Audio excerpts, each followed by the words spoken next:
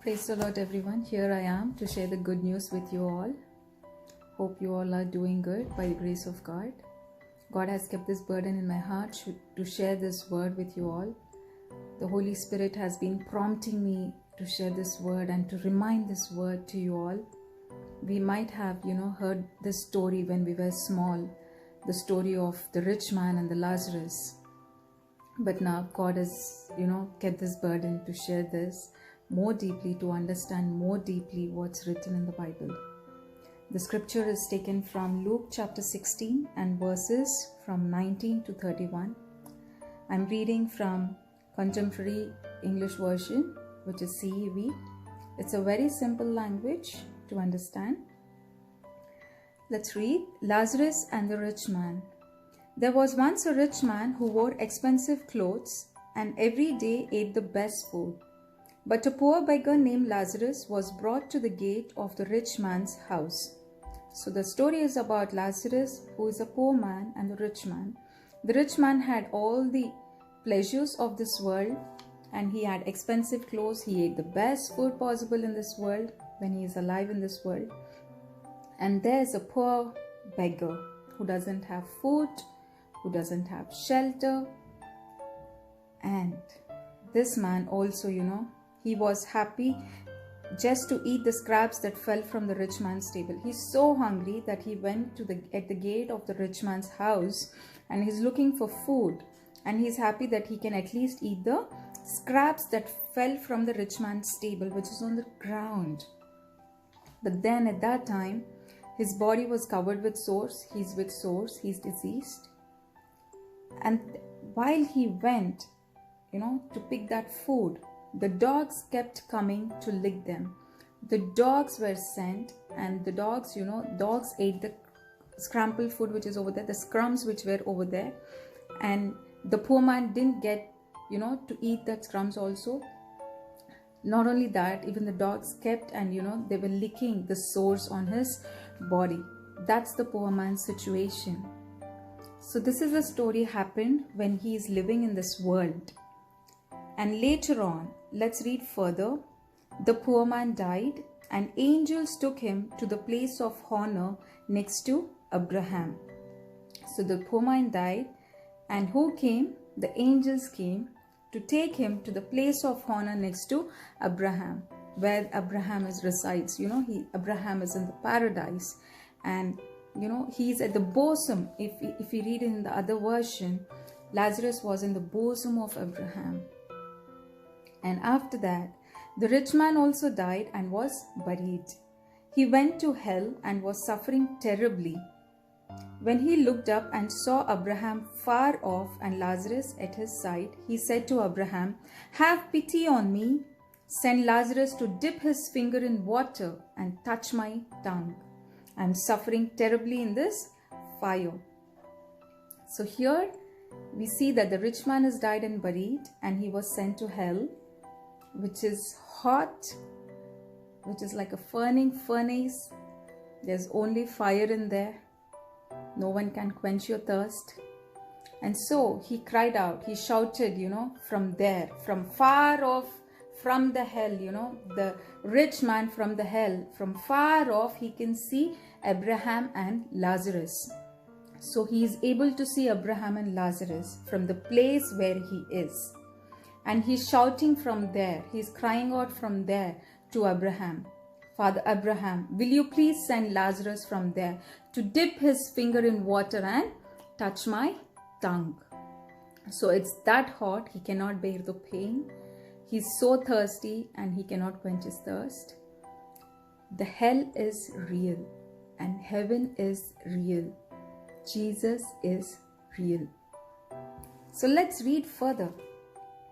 Abraham answered, "My friend, remember that while you lived, you had everything good, and Lazarus had everything bad. Now he is happy and you are in pain. And besides, there is a deep ditch between us, and no one from either side can cross over." So, not only that, do you remember the time? So Abraham asked,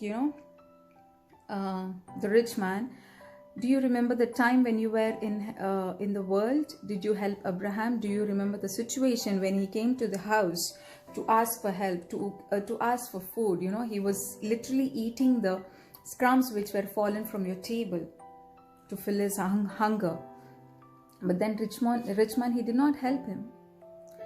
So Abraham is just, reminding him that, you had all the pleasures of this world, and did you help the poor man when he came to your house? But then he didn't do that. And also Abraham says that, besides that, there is a deep ditch. Remember this, my friends, there is a deep ditch between us, and no one from either side can cross over. So there is a deep ditch, there is a hell, and there is a paradise. And from hell, the rich man is able to see Abraham and Lazarus. He also shouted out, seeking for help. They can hear each other, but still they cannot cross the deep ditch which is between them. The people from this side can't cross over the ditch, the deep ditch, which is in the between, and people from that side cannot cross over to this side. So this is the story, let's read further. So he left it over there, and the rich man even wants to say few more words or ask few more things from Abraham.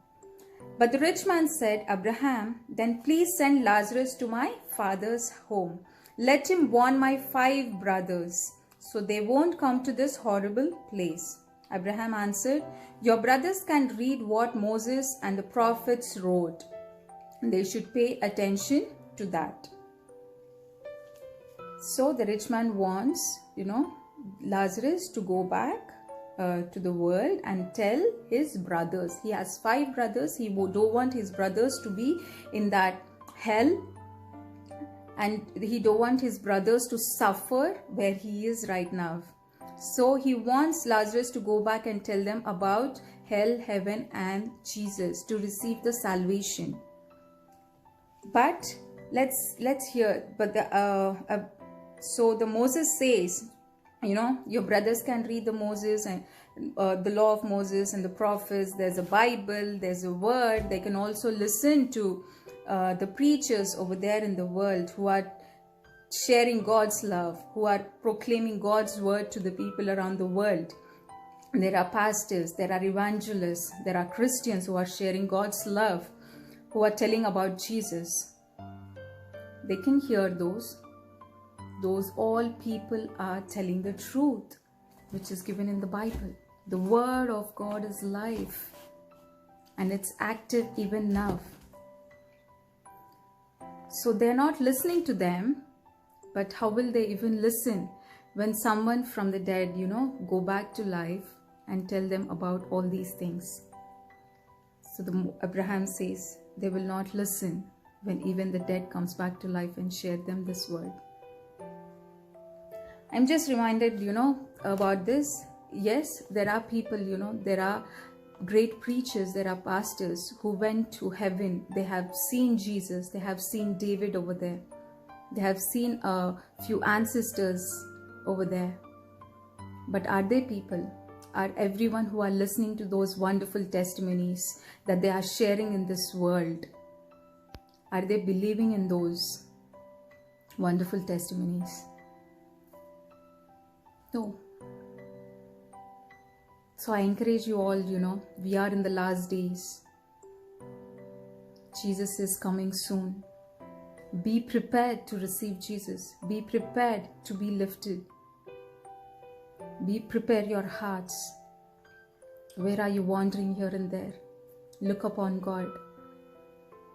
The pleasures of this world are temporary. These are temporary. You may last for 60 years. You may live for 60, 70, 80 at the max, 100 years. And what after that? What is life after that? What is life after your death? Where will you go? It is written in the Bible, after your death, depending on whom you believe in, on the good works that you do. Do you believe in Jesus? If you believe in Jesus, receive the salvation, which is a free gift. Jesus Christ has died on the cross to cleanse our sins. We are sinners. Go to Jesus, Lord, repent and ask God, Lord, I have done so many bad things in this world. I've sinned against you. Forgive me, Lord Father. Forgive me, Jesus. Cleanse me with your precious blood and make me new. Receive the free gift of salvation. And what is salvation? Receiving Jesus as your Savior. Father God has sent Jesus into this world as a human, just like you and me. The God came into this world as a human and lived in this world, gone through all the temptations, all the sufferings, what every human being will suffer. But Jesus has overcome all that.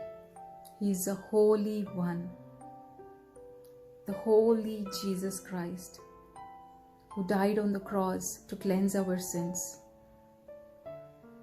to give us new life, to give us eternal life. It's written in the Bible, John 3:16, for God so loved the world that he gave his begotten Son. That's Jesus, begotten Son. For God so loved the world. He loved us so much. We are all created by him. You, me, and everyone in this world are created by him. The world itself is created for us. The world itself is created for us. He wants to have fellowship with you. He loves you. He loves you with an unconditional love. Just go to God. Just go to Jesus. For God so loved the world that he gave his only begotten Son, that whoever believes in him, do you believe in Jesus? Whoever believes in him shall not perish but have everlasting life. Eternal life. Eternal life with God. Do you want to land up in the hell, or do you want to have eternal life with God? Choose. It's a question. Just question yourself where you want to be, whom you believe in. Do you believe in the rocks? Do you believe in the idols that are made by human? What are you believing in? Do the rocks answer you? Do the idols answer your questions? Can they heal you from the sickness? Jesus is alive. Jesus can heal you from any sickness. Know that Jesus is alive. He can bring you out of any bondage, any depression, any loneliness, any sickness. He's there for you. Can you trust in him? Can you put your belief in him? Receive him as your personal Savior. He will make you new and he will give you the eternal life. Draw yourself more closer to God. I'm talking to the people who are backslided, Turn to God again. Did you forget your first love? Turn to God. Read the Bible more and more. Go to God again. Lord, I've wasted so much of time. Tell me, Lord, what to do. Use me as your vessel. Use me as your instrument, Lord. Let me not waste my time. Lord, keep your words in my mouth to share the gospel to the people around me. Let me proclaim your word, Lord. Let my friends know. Let my colleagues know. Let my neighbors know that I believe in Jesus. That Jesus is my friend. Are you telling them about your friend? Rise up. Come on, get up. It's no time to sit. There's no time to sleep. Jesus is coming soon. Those who believe in Jesus, rise up, my child. God is telling you to rise up. Just walk. Keep sharing the word. We are in the last days.